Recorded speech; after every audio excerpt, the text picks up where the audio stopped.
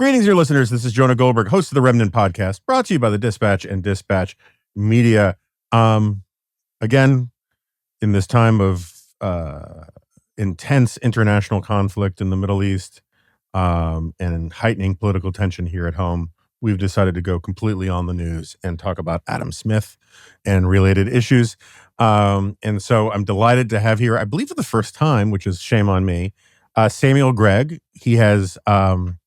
I'm very proud to have the Cliff Asness Chair in Applied Liberty at the American Enterprise Institute, but I will say the Friedrich Hayek Chair in Economics and Economic History is a pretty awesome chair, and he holds it at the American Institute for Economic Research, where he is also head poobah and president. Two different titles. He wears different hats. He's written a whole bunch of books, including The Commercial Society, William Ropke's Political Economy, Becoming Europe, Reason, Faith, and the Struggle for Western Civilization, all these and many others. And we wanted to have him on in part because he wrote just a wonderful piece over at Law and Liberty, which puts out great stuff about Adam Smith called A Deeply Human Vision.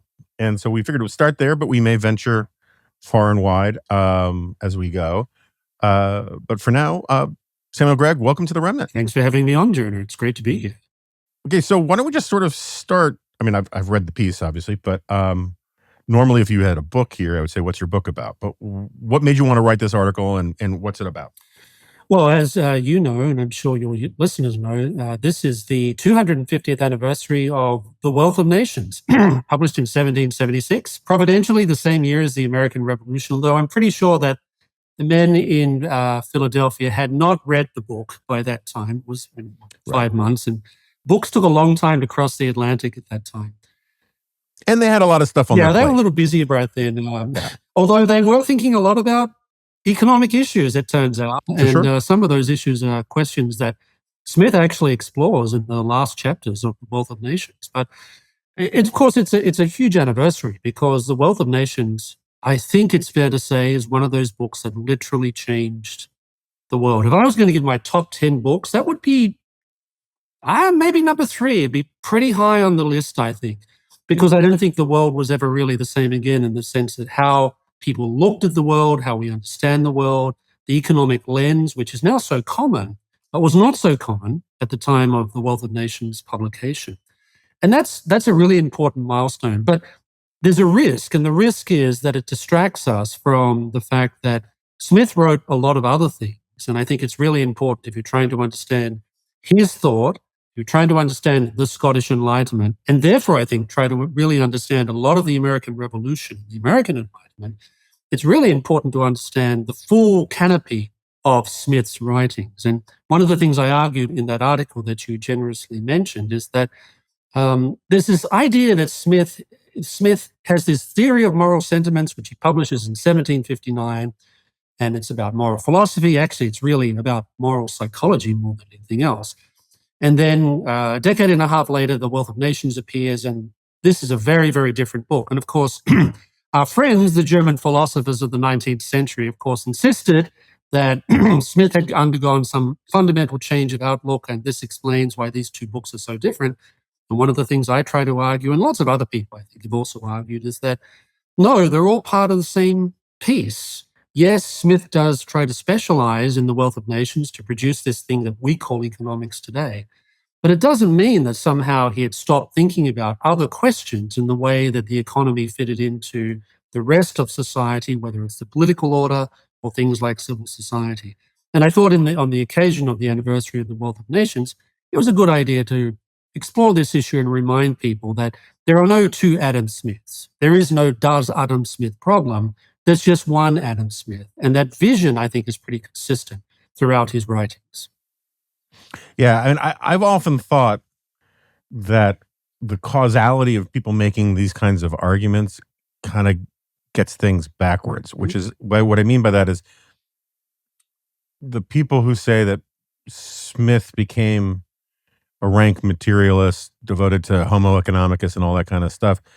It's not because Smith started writing in that regard. It's that they start from the proposition that any defense of capitalism has to be that, right? And so, like, if if you defend capitalism and free market exchange and all of that, then you are a homo economicus, reductionist, materialist, and it's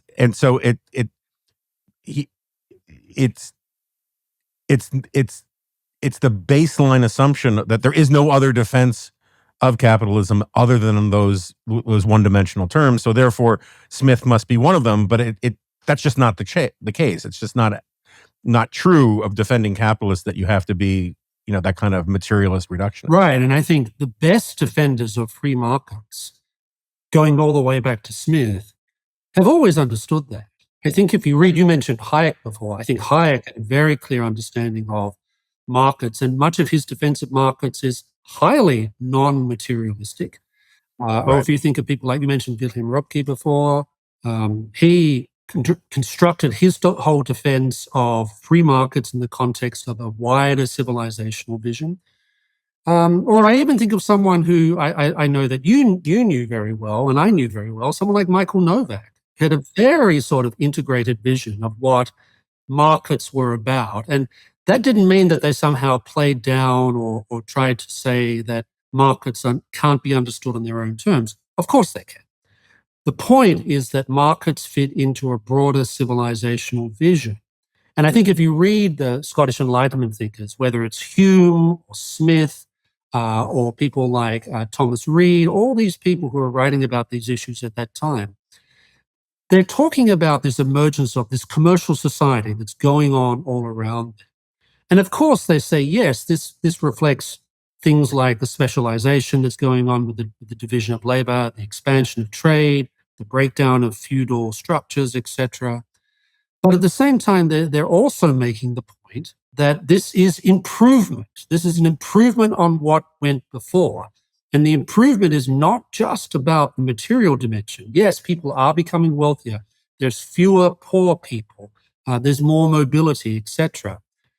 But they're also saying this is an improved society. It's better than what went before. And the improvement is not just material. The improvement is the expansion of knowledge, the opportunities that emerge in this new emerging society that were not so apparent in the type of pre-commercial orders that pre-existed them. And that word, I think, improvement, is really important. As you know, it's a classic Enlightenment word. Enlightenment thinkers use this phrase all the time. But they don't just mean material well-being. They're talking about a wider expansion of human opportunity to flourish materially, morally, in terms of their family life, even spiritually. And that, I think, is really the message that people like Smith and others are trying to convey. And it's important that we remember that when we're thinking about the wealth of nations, because I think if you think about the wealth of nations and think, well, this is sort of a standalone text that operates in a type of void, well, it's not true. Certainly, it does provide the foundations of what we call modern economic science, which is properly understood as a social science. But they're also viewing it in terms of this broader vision of improvement for society as a whole. And of course, as you know, the Scottish Enlightenment vision of these things is quite different from what's going on in continental Europe, where it's a much more rationalistic approach to the world. And the Scottish Enlightenment thinkers, I think, personified by Smith, I think have a richer and frankly more sophisticated understanding of the nature of commercial society and why it's a good thing. Yeah, I mean, my standard line for years was to quote, was to paraphrase Mike Myers in a movie called So I Married an Axe Murderer. Never seen it. When it comes to enlightenments, if it's not Scottish, it's crap. But I take it back a little bit now because there was an American Enlightenment that was pretty good. I'm pretty fond of. Basically, it's the German and French Enlightenments that are the source of most of the trouble that we've had, and there are good things in each of them. They're just they netted out kind of poorly. There's a big difference between Montesquieu, for example, who's really important for the stuff. He's sort of we in the Olympic in the draft we would claim Montesquieu more for our Enlightenment than for theirs. Exactly. I think I agree. But, big difference between him and Rousseau.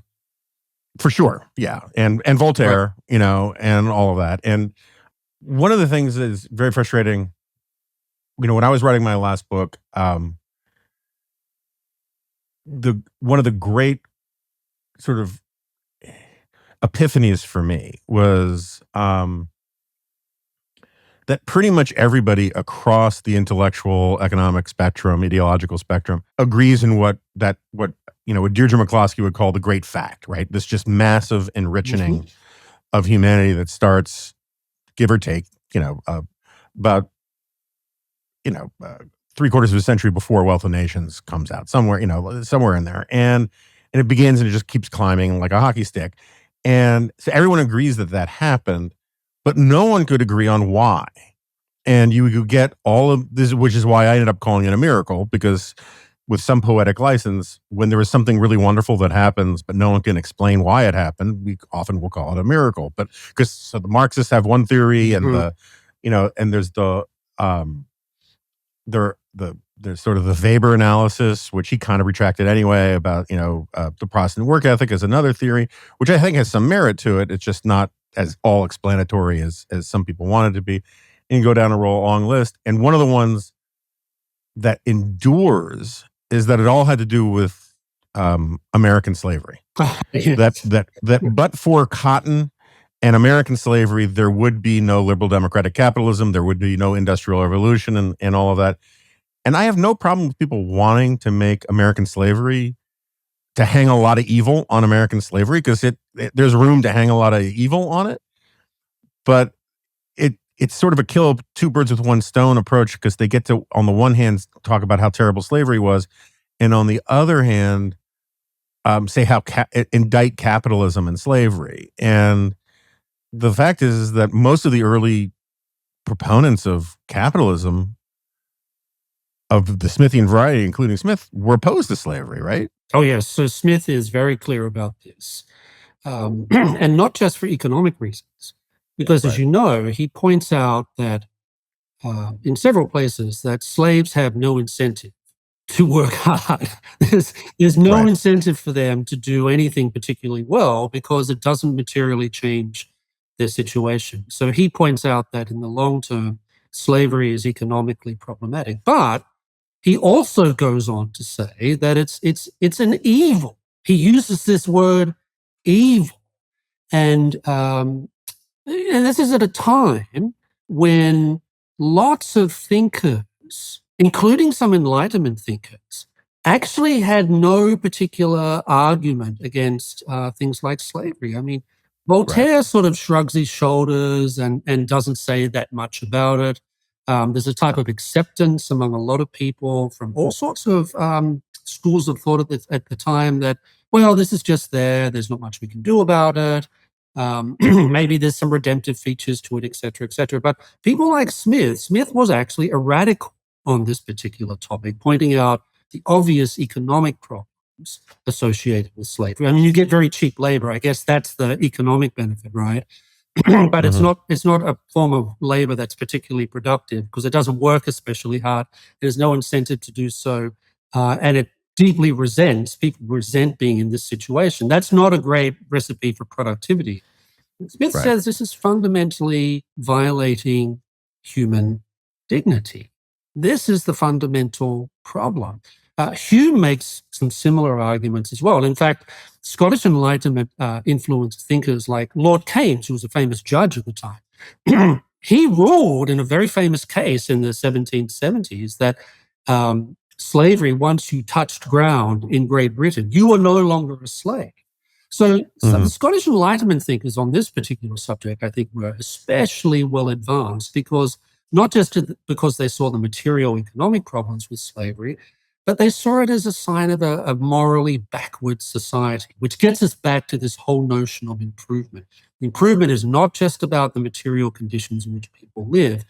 It's about people becoming better people and having more opportunities to behave in more civilized ways. Yeah, and also, I mean, just since we're dinging on different enlightenments, I got into a bit of a spat with Jamel Bowie from the New York Times shortly after my book came out, and he was criticizing me and Steven Pinker and other people for defending the Enlightenment, and part of his argument was that basically biological racism was born in the Enlightenment. And there's actually some case for that, particularly coming out of France, people like Gobineau and all that kind of stuff. But it seems to me that that's another example of sort of reasoning backwards, is that the French wanted to justify slavery in the Caribbean and other places, and you saw similar work with Southern intellectuals in America who went back to Aristotle and Socrates to come up with definition that some people were born slaves by nature in order to justify the institution. And so it's an example of sort of like, if you think that defending capitalism makes you a materialist, if you want to defend existing institutions, but you have to come up with new rational theories for it, you go to things like biological racism, where in places like Scotland and England, the philosophical orientation was more Burkean in the sense that there was already a well-established understanding of sort of right and wrong, and so you didn't have to rush to science to defend, or scientism, as Hayek would say, to defend institutions that you think are evil on moral grounds. Yes, and I think the other thing that's going on, which is, you mentioned institutions, is a crucial institution in all of this that I think the Scots including Smith, played a pretty big role in advancing, is the institution of what we call the rule of law. The rule of law. Mm-hmm. And at the heart of this, they make it very clear, is this notion that everyone is equal before the law. So that means if you're an aristocrat or you're a peasant or you're a merchant, you're exactly the same. Now, we need to keep in mind that this is still a time in the late 18th century where, certainly in continental Europe and to a certain extent in Britain as well, you have people who enjoy legal privileges by virtue of their birth. Now, maybe they're trivial things, maybe they weren't so as important by the 18th century as they had been 500 years ago, but nonetheless, there is this idea that because you are born into a certain caste, you are therefore exempt from the full implications of the law that are applied to everyone else. And one of the things that Smith says about commercial society, and many other Scottish Enlightenment thinkers do as well, is that with commercial society, the rule of law becomes much more apparent. Because when you're engaged in, if everyone's engaged in commercial exchanges and there's lots of commercial disputes that arise as a consequence of that, it really doesn't matter whether you're the Duke of Hamilton or some middling burgher from downtown Glasgow. If you're engaged in a legal fight, the Duke of Hamilton's aristocratic status means absolutely nothing. Whereas across the continent, in France, a very, very different situation prevails. And again, this is another example whereby Scottish thinkers like Smith and others, they're talking about the emergence of this new economic order, but this new economic order goes along with a new social and legal order as well. Now, they're not offering a materialistic, deterministic explanation for this, but they are saying that in the conditions of a commercial society, in what we would call a market economy, things like the rule of law become harder and harder to resist. And this is important, I think, for understanding the contribution of Enlightenment thinkers to our world today, particularly the Scots, because I'm not sure we would have necessarily have made those type of intellectual breakthroughs without this emergence of ideas about these types of institutions in the context of the Scottish Enlightenment back in the 18th century. All right, so you're not Scottish, are you? I'm Scottish by descent, but I'm Australian by birth. Okay, because it didn't sound like a particularly Scottish accent. All right. That helps me remain diplomatic when I ask that question. Wait, what the F happened to Scotland? Like, my friend and colleague Kevin Williamson was in Scotland, I guess last year or the year before, for some CEI thing. And the people in Edinburgh didn't know who Adam Smith was, around the statue. And, Tom Sowell always would make the point that it's not enough to look at where immigrants came from. You have to look at when they came from there. I don't follow Scottish history. Like basically I stopped following Scottish history around 1800. What the hell happened to Scotland? Because last time I was there, it's pretty red. Yeah. No, well, Scotland voted pretty consistently either conservative or liberal. And liberal then meant something you and I would call liberal rather than what that means in Britain today for long periods of time. It's important to note that Scotland had some of the biggest immigration of people leaving from the 18th century right up until the middle of the 20th century, going to places like America, Canada, Australia, etc. There have been people that have argued that you can't understand the British Empire without understanding that Scots basically ran the whole thing for the most part in different parts of the world, and that they were very commercial in their orientation. They were very good at business.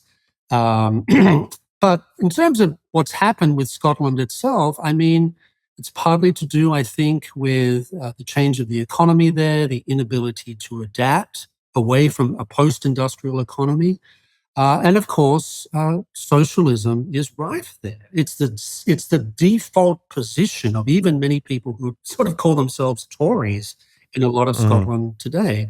And so if you ask people about Smith and Hume in Scotland today, you get sort of blank looks or aren't they sort of justified? Didn't they defend slavery? Or aren't they boosters of untrammeled capitalism, et cetera, et cetera? In fact, that statue of Adam Smith that you just mentioned, it was paid for by private subscriptions because the city council would not pay for building it. I mean, so it's very tragic, I think, what has happened there, because it's a country that has essentially turned its back on a pretty wonderful history and some very significant figures in favor of an obsession with equality as equality of outcomes, resentment and grievance politics, which is all summed up, I think, by the Scottish Nationalist Party, which is combines the worst of nationalism with the worst of sort of left, progressive thinking, etc. And it's a shame because some people have argued that the Scottish Enlightenment, and the thinkers we've been talking about today, we sort of, particularly in America, we live in a world which is sort of their creation in many respects. And it's a shame that Scotland itself has more or less forgotten that. There are good people there who are working on these topics, but they are very much minority. Yeah. I mean, it's weird how just Scotland has sort of become like Vermont of Europe insofar as, Vermont was the home of the flinty, Yankee, rugged yeoman, militia type farmer. And,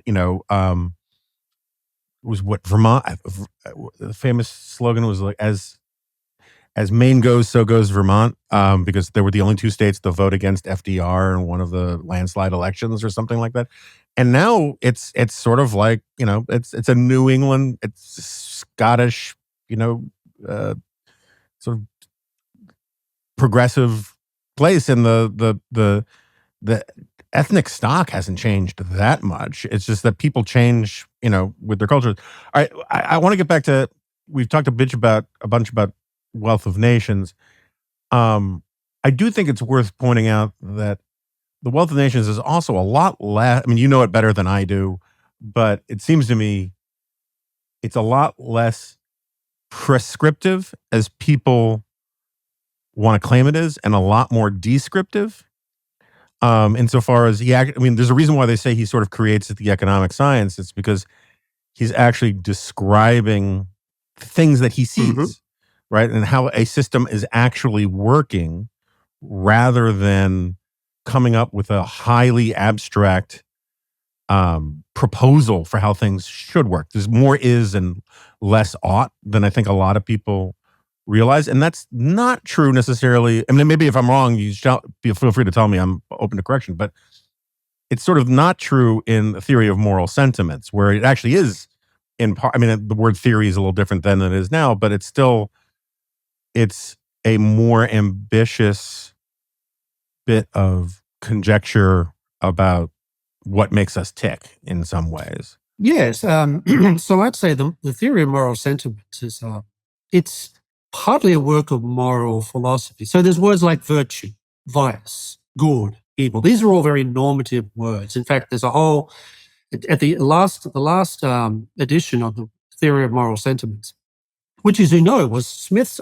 Is his favorite book of his own writings. It was his book, right? And he edited. We know that this partly because he kept going back and rewriting things. And at the sixth edition, he put in a whole new section called "Of Virtue," and it's about the virtues of prudence. It's about the classical virtues and what he calls the virtues of benevolence, which his way of sort of saying religiously oriented virtues.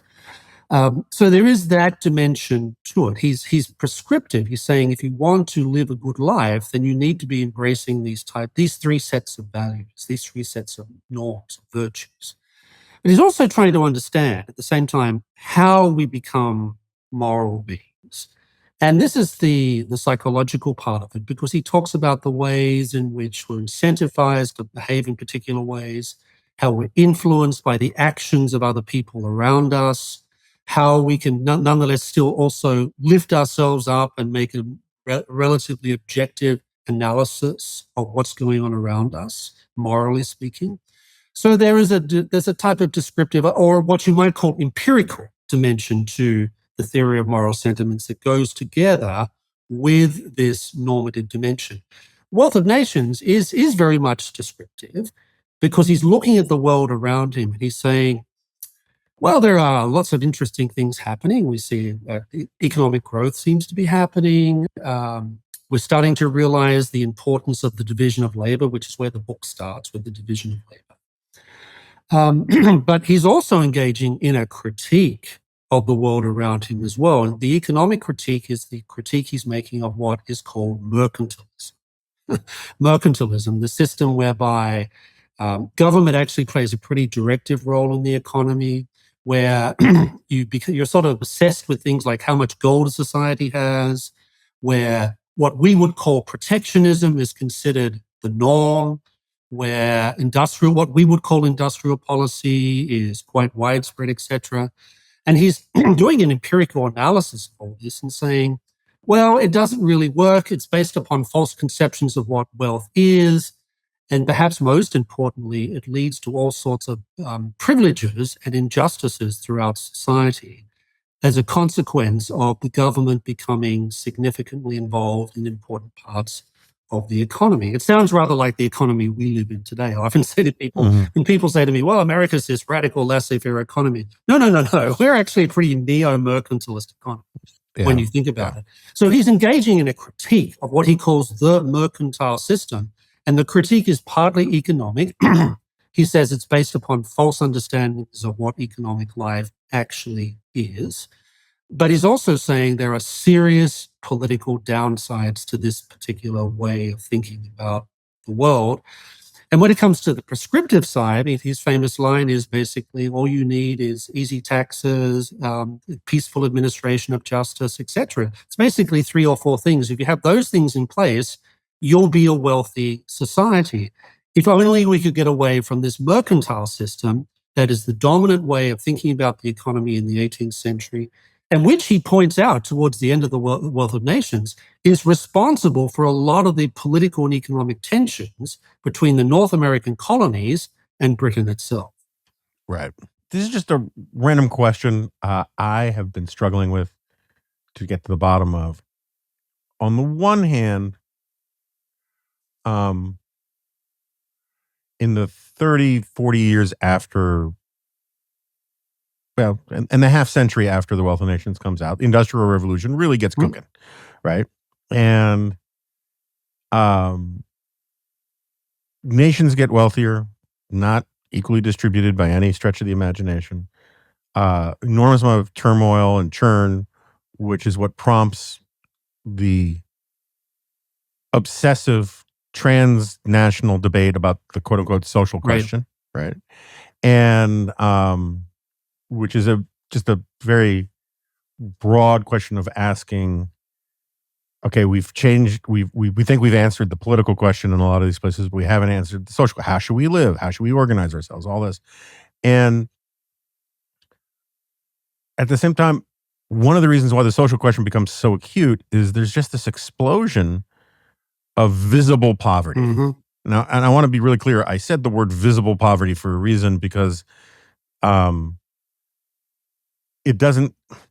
What happens is the cities fill up with the cities get huge, and you see the mass, what they would call pauperization, right? And because it was visible, and because as sort of was it Scott Atlas?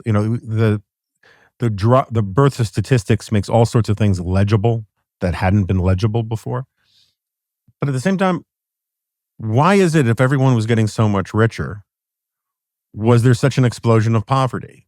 Is it that just fewer babies were dying in childbirth, and so you just had a mass explosion in population that couldn't keep up with it? Or because when I read about the decades leading up to, say, the revolutions of 1848, I have a lot of sympathy for a lot of the revolutionaries about the state of society. Like, if you are at the low end of the distribution, even though these societies are getting richer, you're feeling poorer, and your life is feeling much less secure. You've lost your I don't want to say your integral social order, but without triggering you, you feel like a leaf on the wind, right, of the economic forces at work. And the fact that so many people are shocked by the amount of poverty that they see and the hunger and the poor conditions tells me that it can't just be the visibility of these things. It actually had to have been a real problem. And yet the story we're told is that the Industrial Revolution made everybody better off. And how am I supposed to think about these things at once? Well, there's a lot to be said there. So you mentioned two words, visible and security. And one of the things that, of course, markets bring with them is that you have to accept a certain degree of relative insecurity, because absolute security means no mobility. It means no change. Nothing can be allowed to upset the status quo. And so that leads to stasis, that leads to everything remaining the same, which means that people remain sort of fixed in the world that they are in. Which is sort of very much a description of a lot of the world before the advent of markets. People were sort of in particular social positions. Most people didn't really see much of the world beyond 5 miles from where they lived or where they were born and where they died. So with markets and the emergence of industrial capitalism, you see enormous churn. That's another word you used, churn that's going on in society. And the good news, of course, is that overall, everyone is getting wealthier. This is very well established now. There's not much empirical debate about this, that everyone overall is getting better off. People are living longer, health is better, etc. People have more disposable income. But with the churn, there comes a lot of upheaval and disorder. And so you have lots and lots of people moving from rural areas into big cities like London, like Paris, like Madrid, like Frankfurt, etc. And that mass change of populations brings a great deal of social instability and upheaval. And cities are basically not ready for this. There's very little by way of adjustment that we would expect that would happen. There's nothing set in place for these sorts of things. And we see a lot of visibility, the other word that you mentioned. People are looking at cities like Manchester, right? This is where the phrase Manchester liberalism comes from, right? They're looking at cities like Manchester and saying, look, there's all these people who are wandering around. They seem rootless. They seem insecure. They seem poorer. They seem to have mass alcoholism. There seems to be enormous social instability, all of which is true. That's all true. And there's reasons, as you say, why a lot of social reformers, and not necessarily just from the left side of politics, but from the right side of politics as well, are very concerned about this. Like Tocqueville wrote a whole monograph on the subject. It was called On Pauperism. He wrote a whole thing about this particular subject because he'd visited places in England and gone to places like Manchester and seen all these very unpleasant things. But he also said that those people who are proposing the abolition of private property and the emergence of a type of socialist regime, etc., they will not just extinguish economic freedom, they will destroy political freedom in the process as well. But there are very few people who are as far-sighted as Tocqueville were writing at this particular point in time. And over time, as we know, these things tend to resolve themselves if you allow them to resolve themselves, and if you don't get people, the government getting involved and basically creating a lot of barriers to the type of natural changes that you would want to see happen that tend to resolve these problems over time. But here's the other thing, and this is another thing that both Smith and Tocqueville talk about, is that as societies get wealthier, our conception of what constitutes wealth starts to change. So we're always looking to who is at the top of the pile. We always forget how poor our ancestors were compared to us today. So this is, some people have called this the sort of does Tocqueville problem, right? Because Tocqueville and others, Smith talks about this as well. As societies become wealthier, the problem of envy becomes much more acute because our expectations of what constitutes wealth radically changes. We actually may be quite well off, doing quite well economically speaking, but we think we're not because we're looking at Bill Gates or a name of Warren Buffett and saying, that's wrong. How can it possibly be that they have so much wealth? Because that must mean that the rest of us are poorer. But that's just not true. So that perspective thing, I think, is a very important part of understanding why, even though we live in some of the wealthiest societies that the planet has ever existed in, this problem of envy is generated over and over again. It's a sort of unfortunate byproduct of great wealth, is that it tends to go along with some people becoming quite envious of who they believe to be who are much wealthier than them, but they're wondering, why can't I be like that? And they forget just how bad things were only 100 years, 150 years, 200 years ago. Yeah, I've often said, if you just convince people to hold constant and consistently to a objective definition of poverty rather than a subjective definition of poverty, we would be on the hunt for the handful of poor people left in America, because what constitutes poverty in 1900, or what constitutes great wealth in 1900, is basically definitional to poverty today, because and that's fine. I mean, to a certain extent, that's not, we don't want to say that our definition of poverty in the United States is going to be the same that it was in 1500. Right. Right. We believe in rising living standards. That's part of the argument for the system, but a little more gratitude and humility about how much better off our poor people have compared to even rich people a few generations earlier would help the conversation a little bit. But it's funny. I keep coming back to Fred Hirsch, who's the economist who came up with the concept of positional goods. His part of his argument was that once you hit the point of mass affluence, it becomes very difficult to deliver the American dream anymore, because people they care more about status than they care about objective material conditions. And so it's not so much whether you have a nice house and a nice car in the driveway, it's whether or not your neighbor has a better house and a better car in the driveway. Yes. And I think that's human nature. I wish that was a solvable problem, but I don't really think it is. Well, Smith actually was onto this as well. Remember, there's that line in The Wealth of Nations where he says, the most powerful African tribal chief is, who commands the lives and deaths of thousands of people, is, objectively speaking, economically, he doesn't use this phraseology, but this is what he says, they're economically far worse off than your humble peasant in Germany. And so that's one thing he says. He also points out, you talked about the affluence question. He's not obtuse about the challenges that come with affluence. This is one of the reasons I like Smith so much, because he's such a nuanced and sophisticated thinker. He points out, for example, that in affluent societies, there's a tendency for people to become obsessed with particular things. I mean, today it's the iPhone. Back in Smith's time, it was how shiny your shoe buckles were.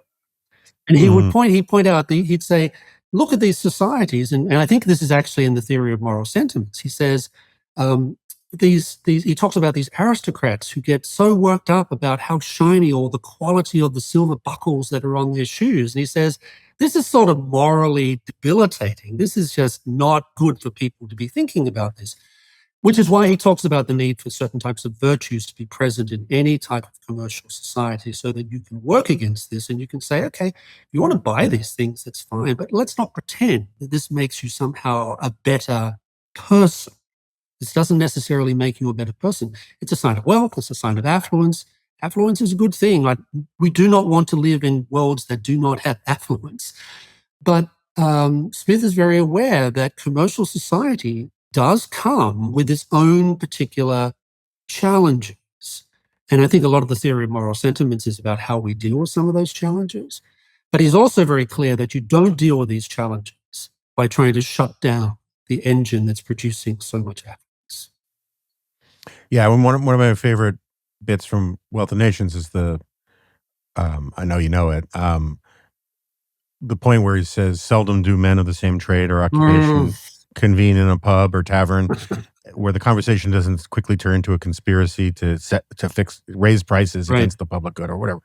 And every now and then, some lefty will point to that and say, see, this proves why we need antitrust, we need this, we need that, and they don't read further on where he says, that's just unavoidable because that's part of human nature. What you mustn't do is consecrate it. You mustn't do it to make it easier. And it sort of gets to the Schumpeterian point that monopolies without government protection can't last. Right. In a competitive society, the way you create monopolies or guilds or cartels or anything of the like is by the state putting a sanction, putting approval on anti-competitive behavior. And that's the part I think the progressives who cite that passage from Smith always sort of forget is, like, you can have a momentary monopoly or duopoly or whatever, but if you have a free market, you're going to get innovators who are going to be able to compete on speed or price or something else. And the only way they endure is if it's like the phone company and the government says you have this license to be immune from market forces. Right. And of course, as you know, this type of argument, we just don't hear from the left these days. It's coming from sections of the right as well. But I mean, what you're pointing to there is that Smith is deeply conscious of the problem of what we would call cronyism. He's deeply conscious of this. And one of his critiques of the mercantile system, which I think is just as valid to our own economy today, is where he makes this point about people getting together, conspiring to raise prices, etc. But his argument is that this is not a consequence of these people just doing it themselves. They're acquiring privileges from the government, whether it's things like, I mean, the worst example, of course, is the East India Company. This is a government-maintained monopoly par excellence, and it's not unusual. There's lots of these type of merchant companies around at the time, the Hudson Bay Company, the East India Company. There are the Dutch East India Company. All of these things are based upon certain privileges, usually expressed by things like, well, only ships licensed by His Majesty under this charter to this company of merchant adventurers may trade in English goods between this part of the world and that part of the world. That's part of the mercantilist deal. It's also the type of thing that locks out competitors, legally locks out competitors from going into those trade routes and saying, hey, we can offer you a better deal than the East India Company. And so that is, I think you're right. This is the argument that Smith says, is that, yes, this is a problem. It is a problem of human nature. There will always be people who will, rather than competing or innovating, will look to the government and say, probably it makes more sense for us to get some privilege or monopoly state-funded monopoly. We'll get that set up, and we'll be set forever. But his solution is not to say, and that's why you need the government. His argument is the more you can get the government out of these things, the more you can get rid of the types of privileges that are part and parcel of the mercantile system, or as we would say today, that are integral to the whole system of tariffs. The more you can get government out of that business, the more you can lower this particular type of economic and political problem. So you're just dragging me into contemporary stuff. So you've only yourself to blame. There was a time, look, I mean, conservatives, the broader American right was never perfect on this stuff. That's true.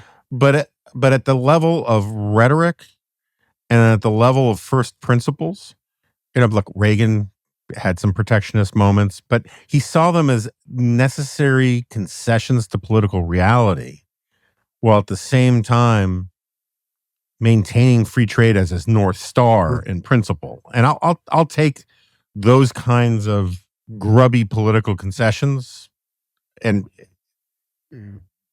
any day over what we have now, where you have the President of the United States basically, the political scientists would call it, running a personalist or patrimonialist regime, where regime is the wrong word, government, in which his individual, so it's funny, our friend Phil Magnus is the guy who sort of really hammered this home for me, which is that one of the main reasons why we got rid of the tariff system and picked up the income tax was that the tariff system in the late 19th century was such an invitation for corruption. Oh, yes, absolutely. Right. And Congress finally just sort of said, this is unsustainable. We got to come up with something else because, at one point it was something like 70% of the government's revenue is coming through the custom house of New York City. Yeah. It was like crazy. There's no federal income tax, right? Right. And so we got rid of the tariff system because of the corruption. And the Trump administration sees the corruption as a feature, not a bug. They want his phone to ring all day long with, Swiss delegations bringing gold bars.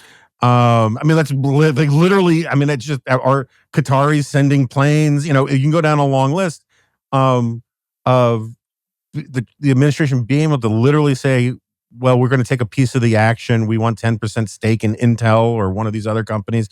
You can go on and on and on. And and when I say corruption, I don't necessarily mean lining his own pockets, though I'm not ruling that out. I mean the political distortion, the cronyism that is inherent in this idea of saying either I want a special carve out from the rule for me, or I want you to make sure to impose the rule on my competitor, but not on me, right? And it's one of many examples, alas, but it's a good one of something that if you had told me the Republican Party and large swaths, not all, but large swaths of the conservative movement would either fully embrace or just simply refuse to complain about much. I would have said, oh, come on. Maybe for some special industry or maybe for some national security argument specifically about China. But there's no way Republicans or conservatives are going to defend wholly capricious, sweeping tariff regimes allegedly on principle. And yet that's sort of where we are. In fact, they're producing entire theories now. Not just pragmatic things. They're coming up with entire theories, often based on very selective readings of people like Smith or Hayek or these people. And they always leave out the next paragraph that explains why Smith thinks this is a really bad idea. Right. I'm surprised Friedrich List hasn't come up more in the last, he was one of the great continental tariff guys, right? Well, that's absolutely right. And he had studied the American system, as it was called, and basically sort of came up with a type of theory about a lot of these different things. But no, you're right, and we should, in the interest of bipartisanship, we should mention that this is a cross-party phenomenon. I'm pretty sure. Yeah, but that's sort of my point. Is like I grew up, you grew up having these arguments with Democrats, and now it's like from our rear guard, we're getting shot at in the back by people who want to sort of join on the Republicans. I don't want to join with the Democrats on these arguments.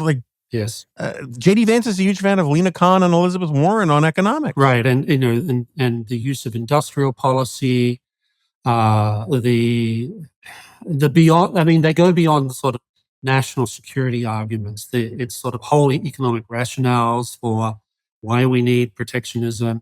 And of course, the line I always use is that behind every tariff, there is invariably a special interest. If you want to understand the tariff schedule of the United States, when it was at its worst, which was in the second half of the 19th century, there were scholars who went through this and found, that why is this for this and not for this? And it was all about who had influence with members of Congress and senators. So it all came down to this type of special interest, influence peddling activities. Now, to a certain extent, that's going to go on in any type of political order. There's always people who are going to be peddling influence, whether it's a highly totalitarian regime or even, very democratic regimes.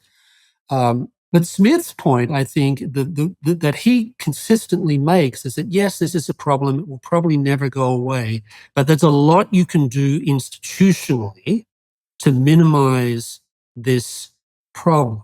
And that, I think, is where a lot of the American right, has given up. You're not thinking creatively about how we can limit this problem, reduce this problem, because it's not just economically corrupting, it's politically corrupting as well. And so to that extent, a lot of American conservatives today, when it comes to these issues, they're actually not that different from the way I think someone like Joseph Biden thinks about the economy. If you see Joseph Biden, this is what mercantilism is, and this is how it operates. I'm pretty sure he'd say, well, isn't that how it should be? This is the system that I've been propagating my entire life, etc.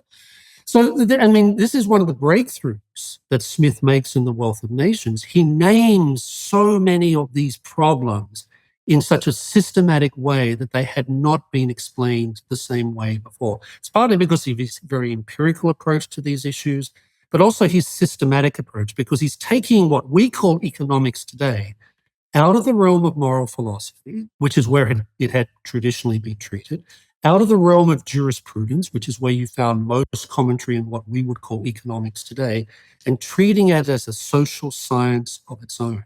So yes, we have these problems today on the right and the left in America. This perpetual problem of cronyism is everywhere, but Smith gives us analytical tools to understand the problem and to provide us with ways of thinking about how we may resolve them in a manner that I don't think had been matched before in the history of ideas. So, all right, get back to Smith. What's his name? Klein. Dan Klein? Dan Klein. I know too many Kleins in my life. He had this great paper, I guess it was last year or so, which advanced the argument. I'm kind of a amateur sleuth about word origins or label, where the labels come from, and for decades, my understanding is that liberalism basically came from the liberales in Spain and spread across Europe. And he makes a pretty persuasive case doing a lot of this deep word database search stuff that actually liberal policy, basically the term, as in liberal economics, begins with Adam Smith and spreads after The Wealth of Nations. And I bring that up not so much, I think we'll both agree that Adam Smith was a liberal. But the question I've got is, so, I'm working on this book trying to understand liberalism and why conservatism should be about conserving liberalism to a large extent. And one of the things that I guess I kind of knew and in the back of my head, but I never really concentrated on the front of my head, was I'm inclined to call myself, I'm a conservative, but I'm also a classical liberal. I think that a conservatism that doesn't conservatism is more than classical liberalism, but a conservatism that doesn't conserve classical liberalism isn't worth conserving, is sort of my pithy or almost pithy phrasing of it. At the same time, so I'm perfectly happy to call myself a classical liberal, perfectly happy to use the term descriptively. The problem with the term is that it conjures this image, sort of like classical Rome or classical Greece, that there was actually a time of classical liberalism. And when you go back and look for it, like Basquiat, who's like considered, he's got to be on your short list of sort of Mount Rushmore figures in classical liberalism, or you look at Adam Smith for that matter, in the time he's writing,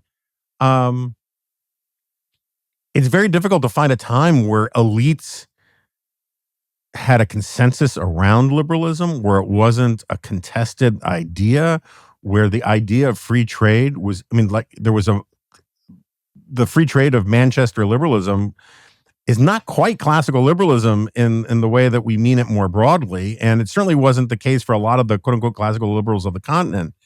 There was just a lot of argument about whether free trade made any sense at all the rest. And never mind getting into things about the rule of law and all that. Is there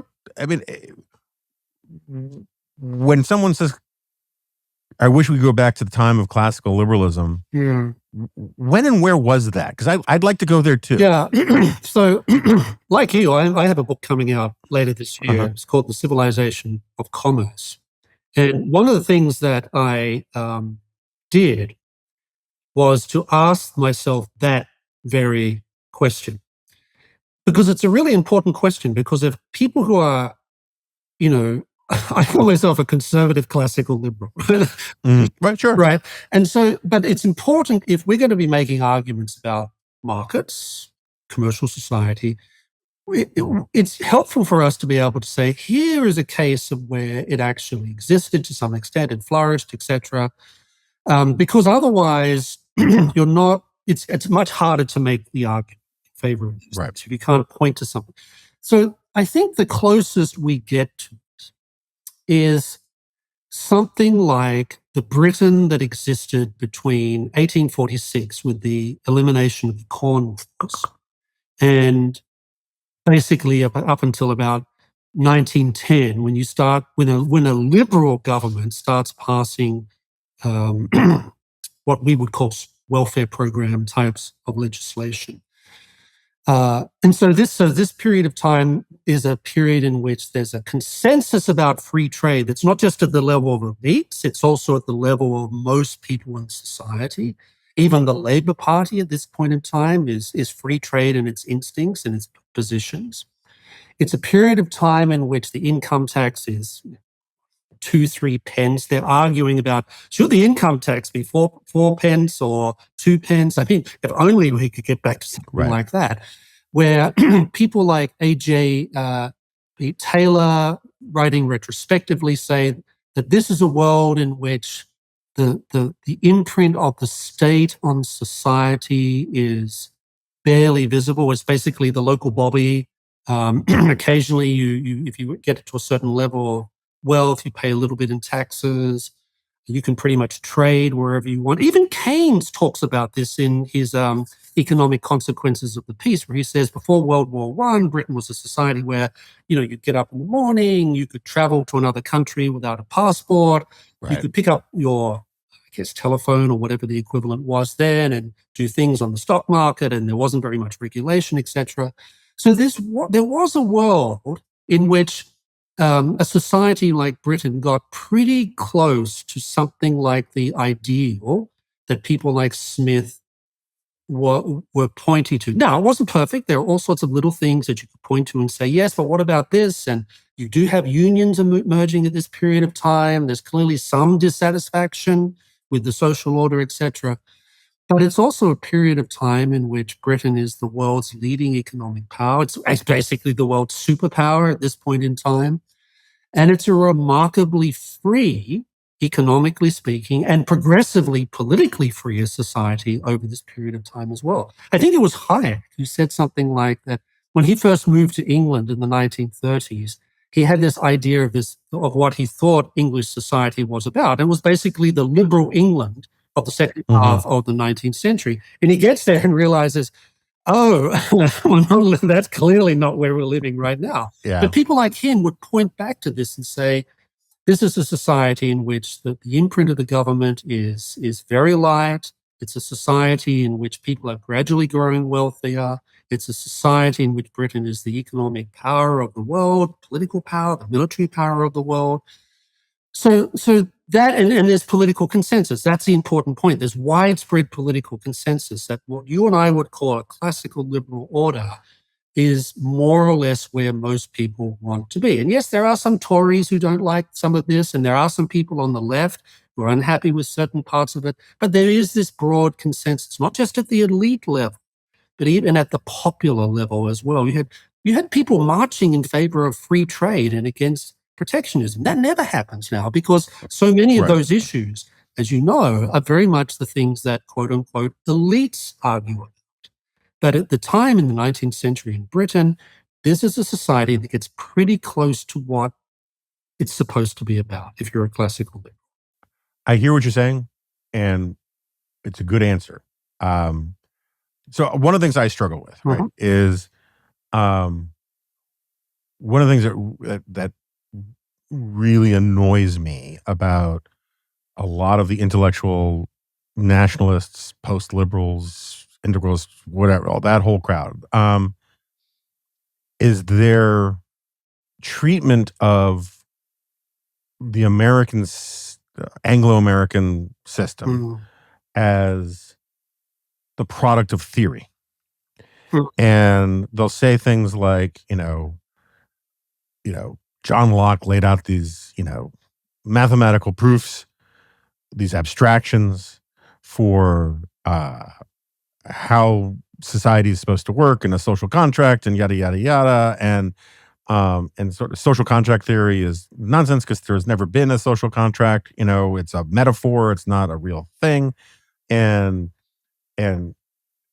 Locke's anthropology is wrong. And they think that if you can convince a bunch of people that Locke was wrong, then magically the spell will be broken.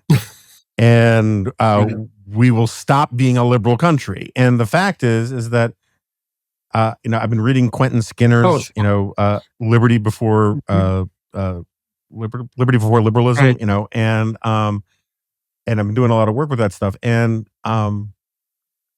what we call liberalism was a cultural reality long before it was a political theory. And, the notion that a man's home is his castle is a customary traditional bias in English culture centuries before it enters the common law through Blackstone or Cook or any of those guys, never mind becomes the Fourth Amendment in the United States. And so I'm with you that there was an era that got closer to the Platonic ideal of classical liberalism back then. But when you actually go look at the intellectuals who were called classical liberals, it turns out that everyone was making fun of Bastiat for a lot of his stuff. And, and Smith, huge impact, but it's not like mercantilism ended overnight because of Smith, right? And he's supposed to be the guy who creates classical liberalism. And anyway, so you just go through the thing. And so what I very much believe in liberal theory, but I wish we could explain to a lot of people that this is just a friggin' liberal country. It doesn't mean it's a progressive country. It doesn't mean it's a socialist country. It doesn't mean it's a left-wing country. But if anything that the government does that causes an American of any ideological stripe to say, what the hell are you doing? I thought this was America. It's something that brings out our inner liberalness. It's what do you mean I can't smoke on my own property? What do you mean I can't burn leaves on my own property? What do you mean I can't paint my house the way I want to paint it, right?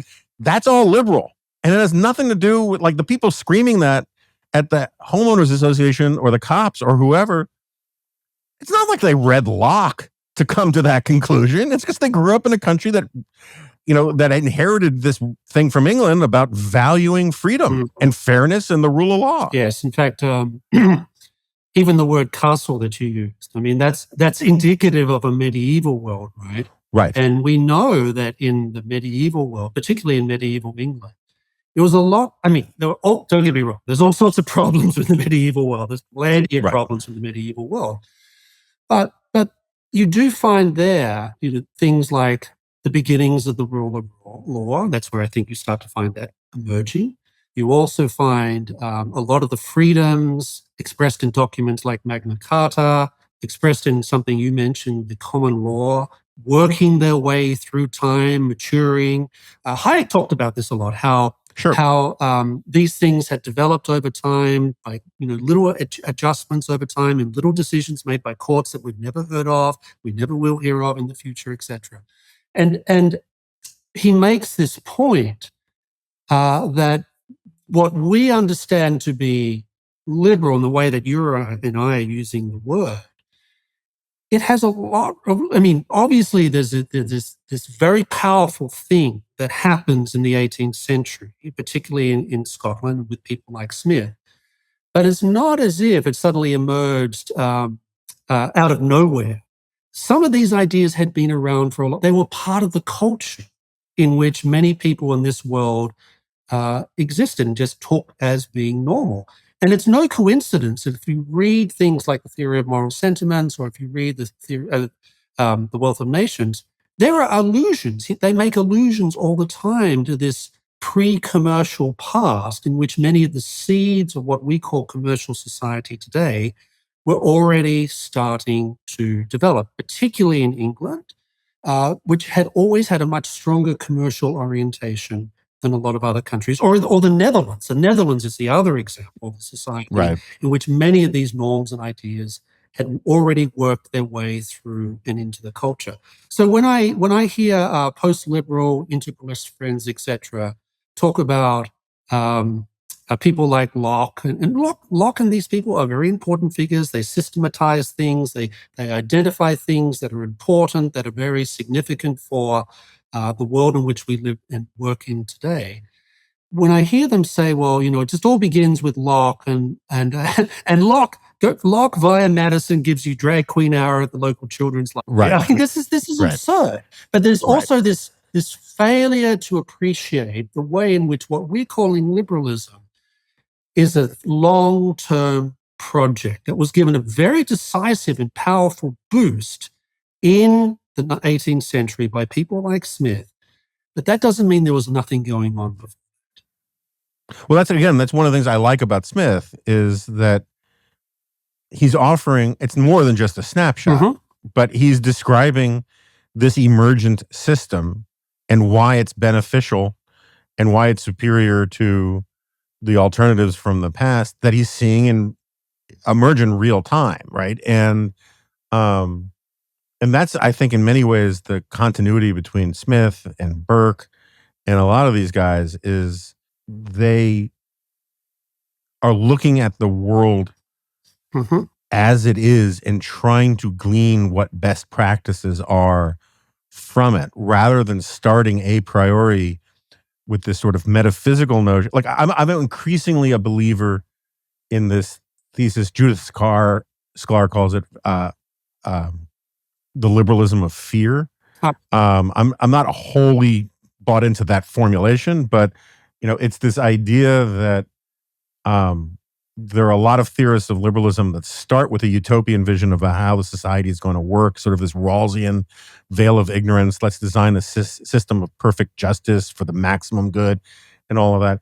And the simple fact is that's not where liberalism, that's maybe great, and let's have a seminar on it. It's just not where liberalism comes from. Where liberalism comes from is like wars of religion, telling people, crap, we got to stop killing each other over different disagreements of conscience, right? It's this very Hayekian, very Burkean.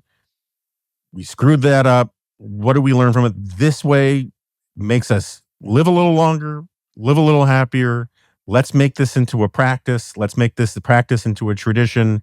It's a bottom up emergent process that tries to eliminate the bad things in life rather than start from some grand abstract theory of the perfect. And that doesn't mean liberal theory is wrong, and it doesn't mean there isn't a liberal theory. It just means the way you craft it is you have to actually look at lived experience and say, okay, what principles can we deduct from this experience, rather than start a priori by just saying, free trade is great and therefore we'll have free trade. It's like, no, it turns out free trade in all of these circumstances, these empirical circumstances, yielded better results. And here's the historical record to show it. Yes, and I'm very glad you mentioned Burke in this context because, as you know, Smith and Burke were basically on the same page economically. I always love to point this out to some of our economic nationalist friends on the right. I always, the guy you talk about a lot, Edmund Burke, there's that famous line, I can't remember who wrote it, but Smith or Burke says, essentially, without even corresponding with each other, we arrived at exactly the same economic conclusions. Right. And if you read Burke, I mean, he's there's only one particular text that he wrote extensively about economics. It's his Thoughts and Details on Scarcity, which is a memorandum to the British government written in the 1790s, in which he argues for things like free prices. He argues that rationing is a seriously bad idea, strong defender of private property, strong defender of market exchange. As a parliamentarian, he worked very hard to reduce the problems of the mercantile system. He was a famous critic of the East India Company, partly because of his corruption, but also because he understood the mercantilist roots of that corruption. And so, but he, like Smith, albeit in a far less systematic way, is looking at the world around him. This is even as a young man in Ireland. He's looking at the world around him and asking questions about what appears to work and what appears not to work. And I think there's this sort of social science dimension to Edmund Burke that I think a lot of people don't pay very much attention to. And in fact, I wrote an article about this for National Review a few years ago, basically going through and pointing out all the pieces whereby Smith and Burke basically align. Now, Burke had, he was more attached to what you might call a landowning class and all that thing. That's certainly true. But he also describes merchants as these dynamic figures who are changing everything around them. And they're some of the best people you want to have because they are the people who are the forces of economic dynamism. So this is important because it tells us that within this broad trajectory of ideas that we describe as being on the right, to think that what we would call free market / classical liberal ideas are somehow just limited to the classical liberal side, it's just not true. Burke, who many people would say is the founder of modern conservatism, is very much a free market guy. Right. And so, we probably should just close on this, but one of my great peeves with some of my libertarian friends is they love to quote the headline on Hayek's wonderful essay, which I agree with in large part, Why I'm Not a Conservative, without actually reading it. And the conservatives you were talking about were European conservatives, Demise types. And he said, in America, America's the one place where, because to be a conservative in America meant conserving a liberal revolution, you could call yourself a conservative and still be on the side of freedom. And that's the essay in which, I'm sure he does it elsewhere too, but that's the essay in which he refers to himself quite deliberately as an old Whig. That's right. Which is how Burke described himself, right? Exactly. He also says, this is something that also upsets my libertarian friends, is that, quote unquote, he finds the word libertarian distinctly distasteful. Yeah, no, I know. But it is remarkably uneuphonious word. It's also, it's all, as you probably also know, later in life when he was doing these interviews, it was all these interviews that were published in this wonderful book called Hayek on Hayek. He's having a discussion with James Buchanan, and at one point Hayek says, I'm, quote unquote, I'm becoming a Burkean Whig. And Buchanan is clearly very much taken back by this and says, well, that's quite a combination. But it's very clear that Hayek locates himself in this, let's call it this old Whig tradition, which is, as you say, what Burke called himself, but I think it's also what Smith would have described himself before the Whig Party imploded in the 1790s over the French Revolution. Right. All right, my friend. Thank you very much for doing this. I hope you come back when your book comes out. We'll definitely have you back. Great. Love to have you. And thank you for getting up so early. Listeners don't know, but you're in Arizona right now, and it's earlier there. And it always will be, is my understanding of how these things work. So thank you again. And we'll put the essay and all that stuff in the show notes. Wonderful. Thanks very much, Jonah. All right. Samuel Gregg has left the studio. I know that was a bit of a nerd out episode. I make no apologies for it. People tell me I apologize too much on this podcast. So to hell with you all. It's my podcast. Now bring me those toasted cheese sandwiches you talked me out of. Sorry. It's a reference to The Jerk. Ma'am, there are snails on our plate. All right. Anyway, words. I got nothing much else to say. I've been talking to, after we stopped recording, I kept talking to Sam for a while longer about this stuff, comparing notes on things. I do think, I'm trying not to leave any, to sort of cannibalize anything from the book on here, but I think in retrospect, people, after the book comes out, people who are close students of this podcast will tell where I was in working on a book by the kind of questions I ask from time to time on here.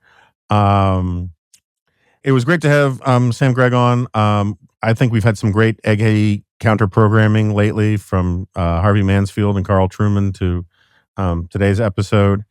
And if you have ideas for further sort of evergreeny counter programming stuff, please send them along. Victoria at thedispatch.com is a great place to send them. No, you can send them to me too, Jonah at the Dispatch. And we'll be getting back on the news as well. For those interested, we are recording a new glop later this week, which is not a Dispatch product, so I shouldn't do too much promotion of it.